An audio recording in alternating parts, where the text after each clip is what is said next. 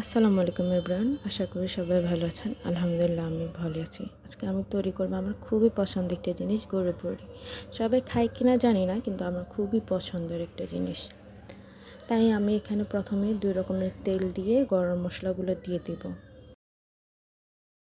আমি এবার পেঁয়াজ কুচি দিয়ে ভালোভাবে গরম মশলার সাথে ভেজে নেব।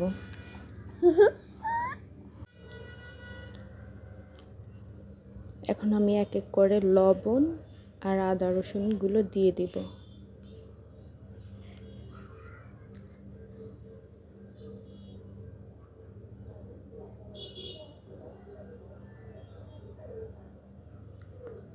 আদা রসুন দিয়ে ভালোভাবে কষিয়ে নিতে হবে, আদা রসুনের কাঁচা গন্ধ চলে যাওয়া পর্যন্ত। এরপর আমি এখানে সকল রকমের গুঁড়া মশলাগুলো দিয়ে দিব, দিয়ে ভালোভাবে জিনিসটি কষিয়ে নিতে হবে।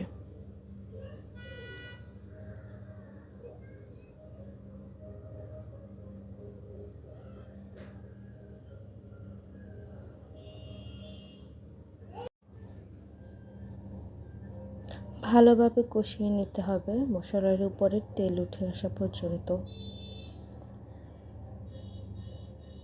এরপর আমি ধুয়ে রাখা ভুঁড়িগুলো দিয়ে দিয়েছি।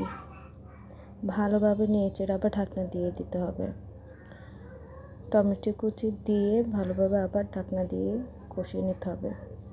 যেহেতু ভুঁড়ি অনেক সময় লাগে তৈরি হতে, তাই আমি রাইস কুকারে পর্যাপ্ত পরিমাণে পানি দিয়ে 3 থেকে 4 ঘন্টার জন্য রেখে দিয়েছি। ভালোভাবে পানি শুকিয়ে আসা পর্যন্ত ওয়েট করেছি। যখন ভুঁড়িটি রান্না শেষ হয়ে যাবে, তখন আমি অন্য একটা পাত্রে তেল দিয়ে পেঁয়াজ কুচি দিয়ে ভেজে নেব। এরপর এর মধ্যে ভাজা জিরার গুঁড়া আর হালকা একটু এলাচ গুঁড়া দিয়ে ভালোভাবে আবার ভেজে নিতে হবে। ভাজা পেঁয়াজের উপরে এবার ভুঁড়িগুলো দিয়ে দিতে হবে, দিয়ে ভালোভাবে আবার নেড়ে নিতে হবে। এই তো তৈরি হয়ে গেল আমার মজাদার ভুঁড়ি। সবাই ভালো থাকবেন। আল্লাহ হাফেজ।